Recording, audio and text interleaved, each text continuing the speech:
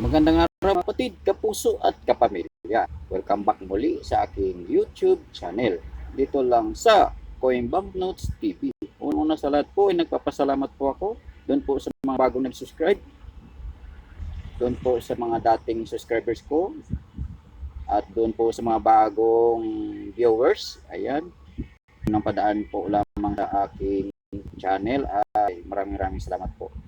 At ngayon po mga kapatid, mayroon po akong i-share sa inyo at kung mayroon kayong ganito, mga kapatid, ay talakay po natin ang itong klaseng coins mga kapatid at maman nyo ano ito mga kapatid. Ito po ay ang 5 piso commemorative.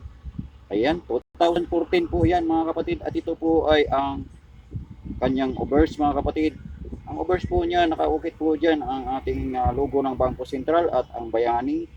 Yung mga bayani natin nandyan po at ang airplane o aeroplano at ang taon kung kailan kung kailan ginawat itong ating commemorative. Ito po ay 2014 at ang emission na 5 piso nasa baba. Ayan po ang kanyang obverse. Magtungo po tayo sa kanyang reverse.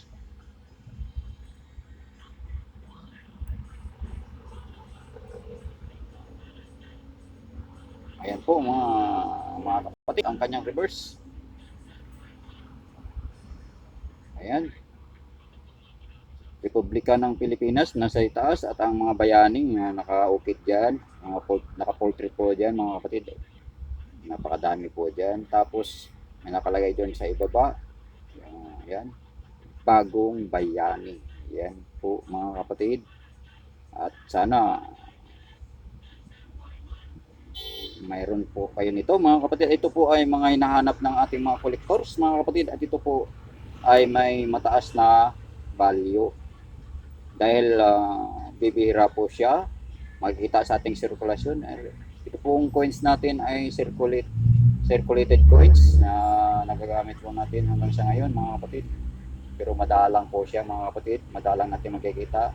Dahil marami na po ang nagkukulik nito mga kapatid. Ito po ay may pagkamahal po kung i-compare po natin doon po sa mga online seller po mga kapatid, doon po sa Lazada makikita po natin ito. Naka-blister pack po siya mga kapatid ay 150. At kung ganito po ang kanyang kondisyon na hindi po siya naka-blister pack ay pwede po natin bita ng 100 hanggang 50 pesos hanggang 100 po ang kanyang halaga, depende po sa kanyang kondisyon mga kapatid. Ayan po. Ayan. Ito po ay very fine. Very fine po. Ang grade po natin dito ay very fine dahil wala po siyang gas-gas. Ayan. Hindi naman natin matatawag siyang almost uncirculated dahil ayan. Ayan. Very fine ang kanyang kondisyon mga kapatid. Ayan, pwede po natin ibenta yan o kukoleksyonin po natin, itabi po natin at darating po ang araw na mataas po ang halaga niyan dahil sa pagkukulik ng mga kolektor. Ayan, unti-unti po silang nauubos sa ating sirkulasyon mga kapatid. Maraming salamat po at hanggang dito na lang ang ating mga video at sana po ay nakapagbigay po tayo ng konting kaalaman patungkol dito sa baryang ito, ang commemorative points na 5 piso. Ayan, maraming salamat po hanggang sa susunod